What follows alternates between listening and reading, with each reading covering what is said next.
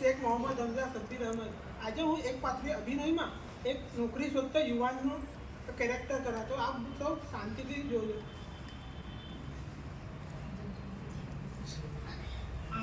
છેલ્લા કેટલાક મહિનાથી તો આપણું એક જ રૂટીન છે. સવારે 10 ઉઠવાનું અને ન્યૂઝપેપરમાં આવતા જુદા જુદા જે જાહેરાત, નોકરી માટેની જાહેરાત હોય છે એ વાંચવાનું છે.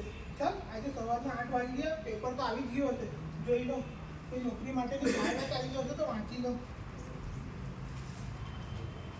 તો ભૂતપૂર્વ પીએમ મનમોહન સિંહને આજે અંતિમ સંસ્કાર. તો આ ભારત માટે ખૂબ મોટો નુકસાન છે. આ તો બીજું કંઈ, અમેરિકામાં વિઝા મેળવવા માટે ભારતીયનો રેકોર્ડ શું વાત છે.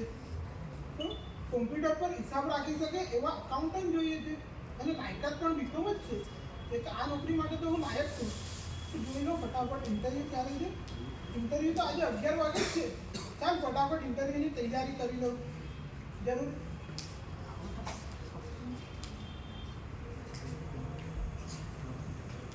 જે ડોક્યુમેન્ટ જોઈએ છે ફટાફટ જોઈ લો. 10માનું રિઝલ્ટ પણ છે, 12માનું રિઝલ્ટ પણ છે, એમકોમ બીકોમનું રિઝલ્ટ પણ છે અને ડિગ્રી સર્ટિફિકેટ પણ છે. ચાલ, આ તો બરાબર છે. આ ફાઇલ તો લઈ જવા માટે કામ આવશે. ગયા વખતે તો 12માનું રિઝલ્ટ જ ભૂલી ગયેલો. એ લોકો સાહેબ તમે તો રિઝલ્ટ જ ભૂલી આવ્યો. આ વખતે તો એવી ભૂલ નહીં કરો. ચાલ, આ તો મળી ગયું. જોઈ લો થોડું બરાબર છે. ઓફિસ જે લખેલી છે એડ્રેસમાં તો આ જ દેખાય છે. ચાલ પેલા સાહેબ દેખાય છે એમને પૂછી લો. કંપનીની જોબ માટે જે ઇન્ટરવ્યુ હતો તે અહીંયા છે, પહેલા વાળા છે. ઠીક છે, થેન્ક યુ.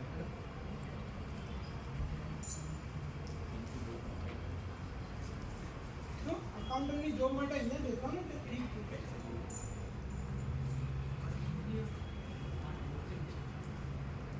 રાઠોડ જય. હા, રાઠોડ જય હું છું.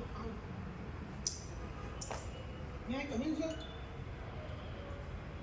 હું બેસવાય ને. ઠીક છે.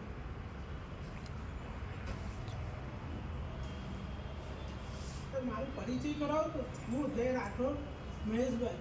મારા શૈક્ષણિક લાયકાતની વાત કરું તો હું મારી બેચલર ઓફ કોમર્સ વર્ષ 2020માં અને bachelor of master of commerce વર્ષ 2022માં કર્યું છે. તો મને કોમ્પ્યુટર ચલાવતા આવડે. હા, કોમ્પ્યુટર ચલાવતા મને આવડે છે.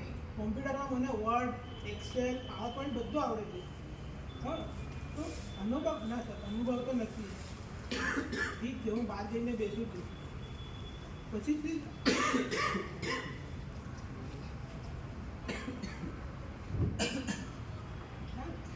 ચાલ, આજે તો ઇન્ટરવ્યુ બહુ સારો ગયો છે. આજે તો લાગે છે નોકરી મળી જ જશે.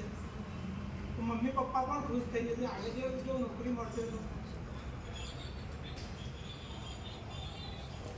15-20 મિનિટ થઈ ગઈ પણ હજુ સુધી કંઈ જવાબ આવ્યો નહીં. ચાલ પેલો પીયુન દેખાય છે એમને પૂછી લઉં. સર, આ પેલો ઇન્ટરવ્યુ હતું અકાઉન્ટન્ટ માટે. શું કોઈ બીજો વ્યક્તિ, અનુભવી વ્યક્તિ મળી ગયું? કંઈ નહીં. ચાલો.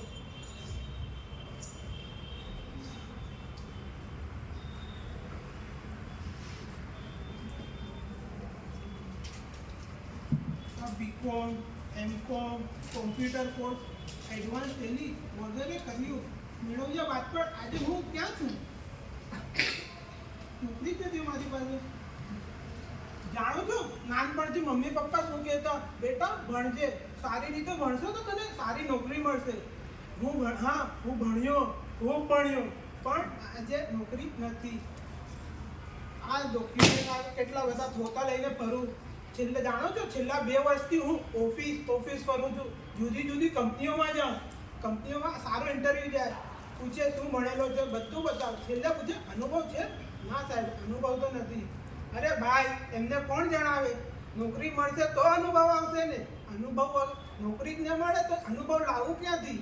અને અનુભવીને જ નોકરી આપવાની હોય તો ફ્રેશર્સને નોકરી આપશે કોણ?